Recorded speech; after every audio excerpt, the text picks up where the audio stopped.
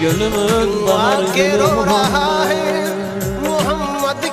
Bütün duamızdan dinledik seni. Gönlümün baharı gülü Muhammed. Gönlümün baharı gülü çaresiz kalmışım, çaresiz sensin.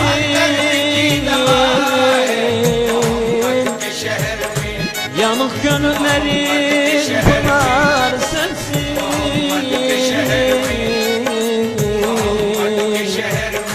Karanlık gecemin sabahı sensin. Gönlümün ışığı nuru Muhammed.